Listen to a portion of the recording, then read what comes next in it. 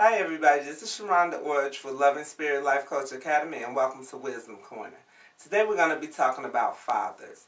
See, I've had the experience of having an absentee father and a father who's been there for me. And the reason why is because I was a Maury story before Maury even came out. Well, when I was born, I believed that one man was my father up until age 12.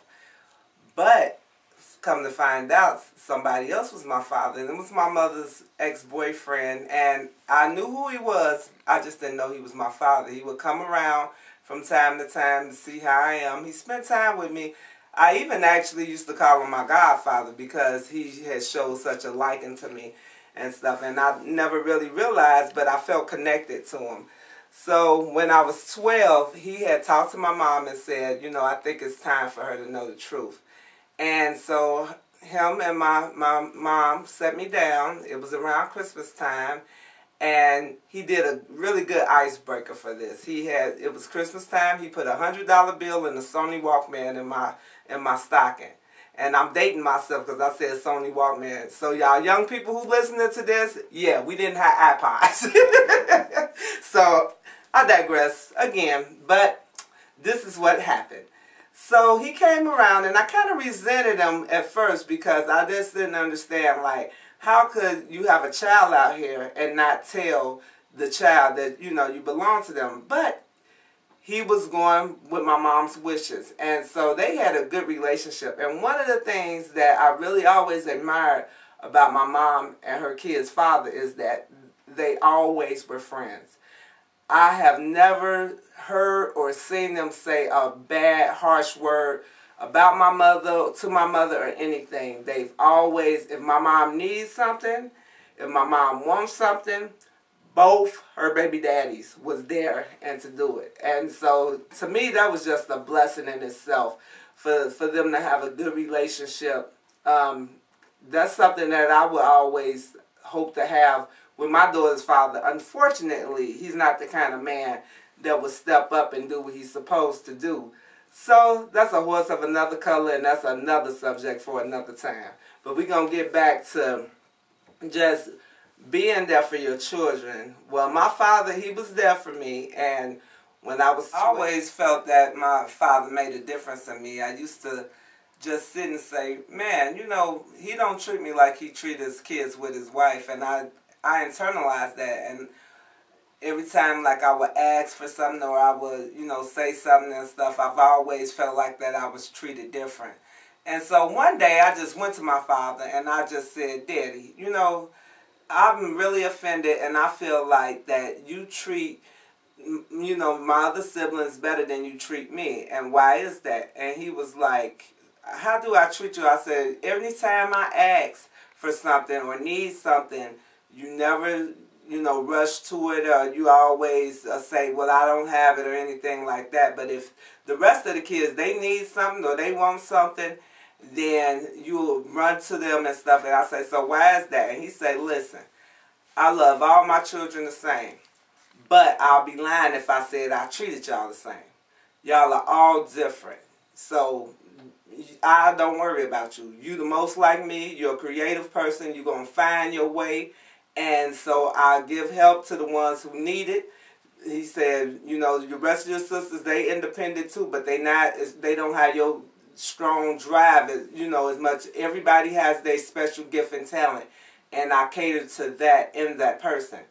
And so, you know, I started thinking about that.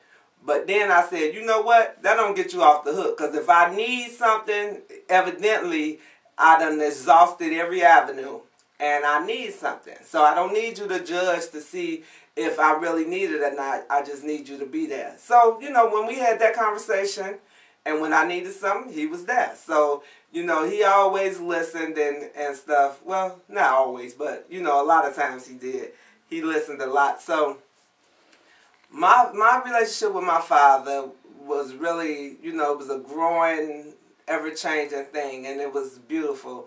And 2009, he passed away, and, you know, it was an opportunity for me to really reflect on the relationship that we had, because You know, I was 39 when he passed away, but you got to remember I didn't meet him until I was 12. Well, I didn't get a relationship with him until I was 12 years old.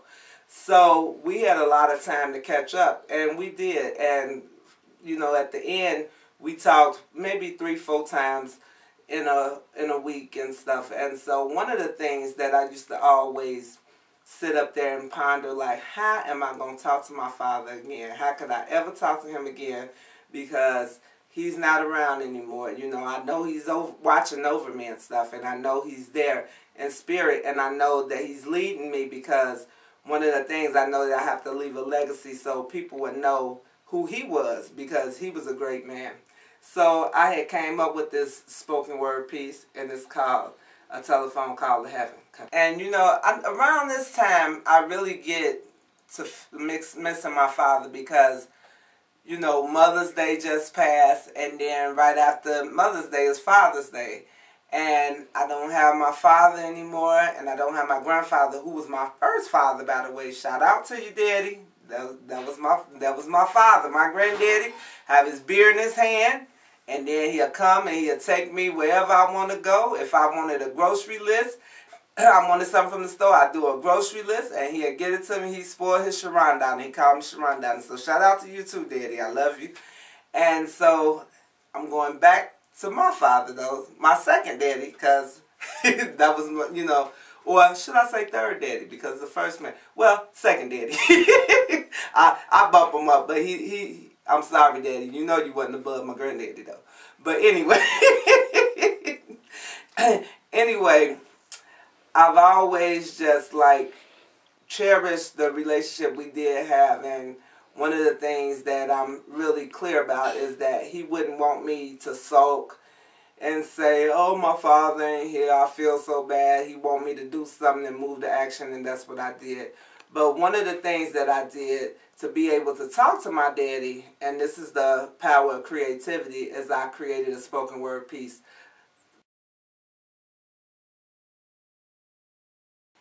A telephone call to heaven. Did you know in heaven someone is always home? And when you pray, God always answers the phone? Hello, God, this is Sheronda. May I please speak with my dad? I lost a very important man in my life, and I'm really, really sad. I know that life goes on, but what should I do? I know that trials and tribulations is something everyone goes through. Then God told my dad to pick up the phone. While Michael Jackson sang in the background, "You Are Not Alone." And my father said to me, Sheronda, you got to be strong. Listen to me closely. I want my legacy to live on. I will always be with you all, but not in a physical form. God always supplies you with an umbrella to prepare you for the storm. Tell my friends and family they can grieve, but remember to move on. Right now your heart is heavy. It's always darkest before the dawn. Do you remember all the talks we had about our family history? And how I've always told you I love you even though sometimes we disagree? I never claimed to be a perfect man. A lot of times I admit I was wrong. I'm in a much better place now, so don't sing me no sad songs. Being sick in my body had really taken a toll. And tell my wife, Dorana, I love her with my heart and soul. Daddy, on December the 22nd is when I tell him what you said. Remember, I'm just the messenger. These words are God-led. Well, Sheronda, I gotta go now. I have a lot of work to do. Well, Daddy, before you go, I have some things to say to you. There's no words on this earth could ever describe what you mean to me. You were a prisoner in your body, but now you've been set free. Cleota Frank Jones, I am proud to be a product of you. You know you can be a handful at times, but your heart was pure and true. They say your children act just like you, and I'm not mad at that. Everyone has the good and bad qualities. You're a man I truly respect. You have done so many things. You have touched so many people. The life and times of Cleota Frank Jones, there will never be a sequel. Because you are the original, a unique individual. For molding me into the queen that I am, you were truly instrumental by the actions that you took and the words that you said. But like you said, no one is perfect. You can really make me mad. But I couldn't be mad for long because you had so much charm. I felt safe and secure when you held me in your arms. You wasn't afraid to cry or show that you were scared. God, I want to thank you for the life that me and my father shared. December 16th, 4:30 a.m. was when the Creator called you home. I needed to talk to you, Daddy, so I had to write this poem. So, Daddy, that's to you, and that's our conversation today for fathers. And you know what? It can go a whole another way, and it will. So I want you to just tune in to the Wisdom Corner, brought to you by Loving Spirit Life Coach Academy and Sheronda Orridge, owner and operator. www.lslifecoachacademy.com. Peace.